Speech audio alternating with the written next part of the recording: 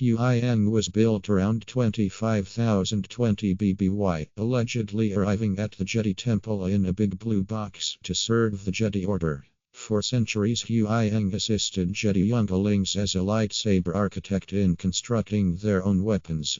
The droid himself claimed to have been doing so for over 1,000 generations.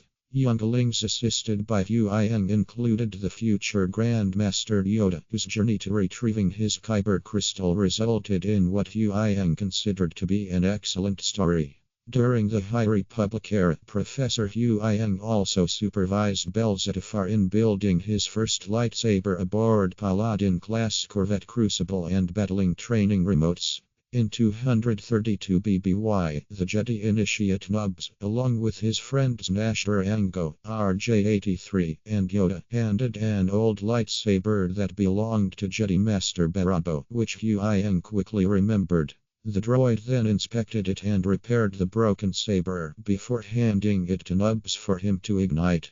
As time went on, Huyang instructed Mace Windu on how to build his lightsaber, and that the pieces never needed to be built. Huyang's exact origins became shrouded in mystery, prompting younglings to spread rumors about how he came to serve the Jedi Order.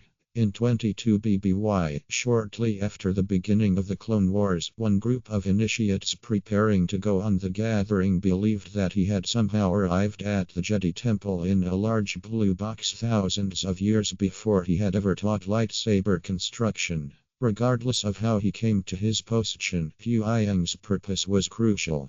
He was to accompany the young trainees to the planet Ilum, where, once they had retrieved a Kyber crystal that called to them through the Force, he would aid them in fashioning their own lightsaber.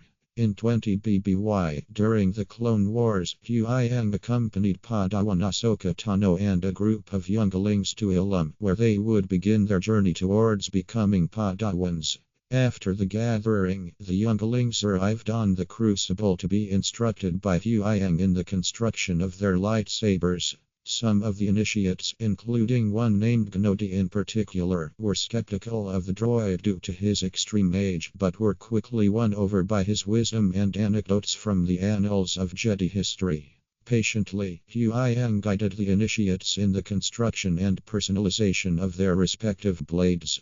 However, before the younglings could finish constructing their lightsabers, the ship was boarded by a gang of pirates led by the Wike Hondo Onaka, who were intent on stealing any lightsaber crystals aboard due to their high market value. To safeguard the initiates' unique crystals, Huyang gathered the crystals from them and stored them inside his chest. Unbeknownst to him at the time, however, one of the initiates, named Petro, had surreptitiously kept his crystal and handed Huyang a droid component instead. Huyang, Tano, and the younglings then hid in the ship's ventilation system as the pirates boarded the ship.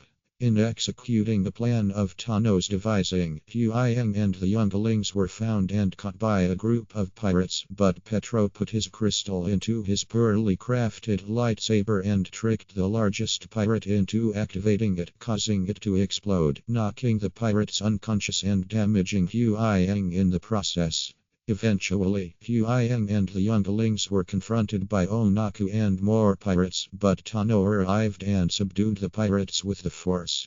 As Tano held Onaku off, Huyang started to lead the initiates to safety, but ended up having his head shot off by one of the pirates.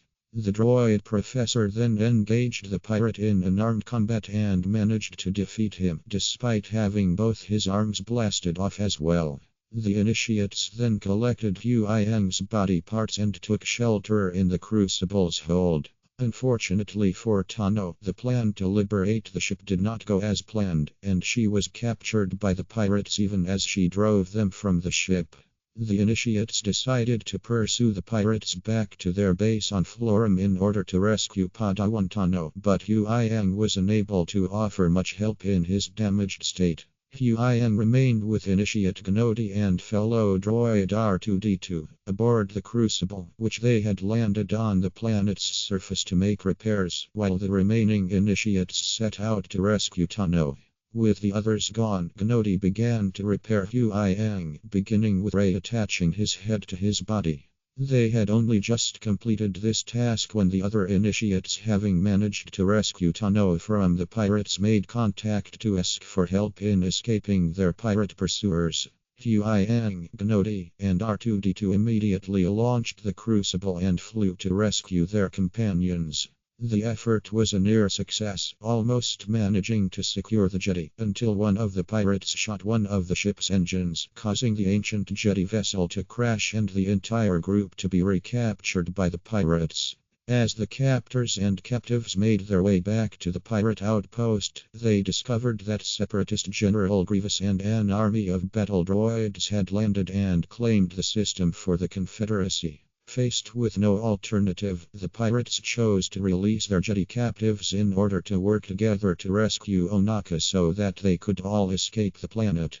The combined group achieved their goal without taking any casualties, and together escaped back to a Galactic Republic fleet commanded by Jedi Master Obi-Wan Kenobi. Huyang was finally repaired once they were safe.